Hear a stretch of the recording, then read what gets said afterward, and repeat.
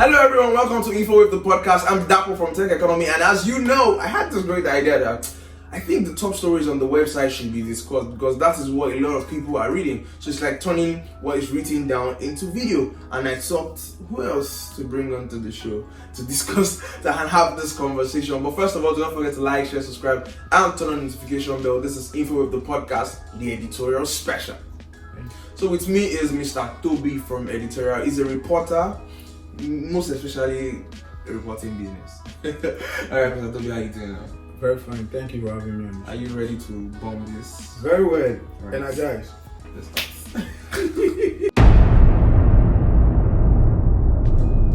Majorly, the first story that we're going to tackle today is the multi-choice story. Alright. I saw the news on the website, and I was like, oh, this is something very important and we need to discuss. And I saw something about free subscription for a month Yeah, via Refinery. So can you give us a background of what really happened or what's really going on? for the masses, the story is a win-win side because they are slashing the price. But context, situating the topic or the story in context is very critical. We need to understand the fact that we don't just come to that point. And if we want to properly situate or background the story, we need to go back and see what has DSTV been doing in the years. How has this price jacked up? Of course, we are not paying the highest on the continent. Kenya is paying the most, followed by South Africa and followed by Nigeria. And of course, there are times also when multi-choice, of course, which pilots DSTV and GoTV. There was a time they are having deal with FRC issue of tax. There was a time the FRC have to fine them that they should pay 150 million with a month subscription to Nigerians, and that is very, very huge. Of course, there are counter reaction from their end. Their lawyers have to, react, and also experts also, air their view. People like a very renowned professor in BBC said, no, this shouldn't be. These folks are running business in this country, and the aim of every business is to make gain. Now the effects affected them, still affecting them massively, and they cannot go back to, they cannot go and renegotiate their deal. So they have to work within the context of the reality. Of course, for a common Nigerian now, the price of goods and services has actually skyrocketed. And you don't expect people to run business at a loss. So, and I think that's why what teacher said, look, we need to do something about our prices, and that's what they did. And the federal government through the FCCP said, no, you can't do that now, and then they issued them that ban. But I want to believe that the reduction now is as a result of that verdict from the court.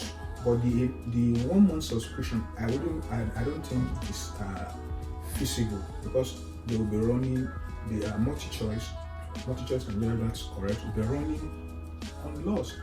Because the last financial statement that was released by the organization, they really have serious issue financially, if not for other aspects such as the Bet King, Showmax, among others that were able to patch up. Normally, they are relying on essentially what DSTV said is producing is a capital loss, and no one runs his business on a loss. So for the masses that are clapping around that we've made we've recorded a gain, I think that gain will be temporary because the business cannot continue to run out. The masses have to get themselves set because they will still need to pay. That is just the blunt truth. Or otherwise, if the government is doing something about the FX, not the micromanaging they are doing now. That means because all these things are intertwined.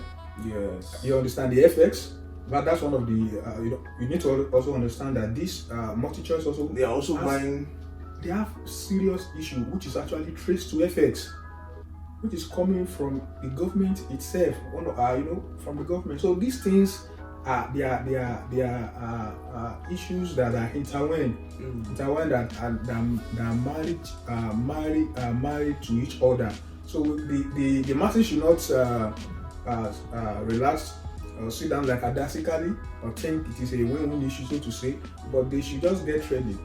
Or else, if they want multi-choice to go to South Africa, finally, like 800 other companies have gone. But if we want to benefit from the service, from the qualitative service that we've been getting from them, that we need to understand that we have to adjust from both ends. We cannot keep getting the quality of services as it were from them, and we expect them to be running on at a loss. I don't think it's practicable. Yeah, I would cut you there, and I don't want to really dive into FX. Yes, but because I just want to make the stories as simple as possible and the common man, anybody can understand.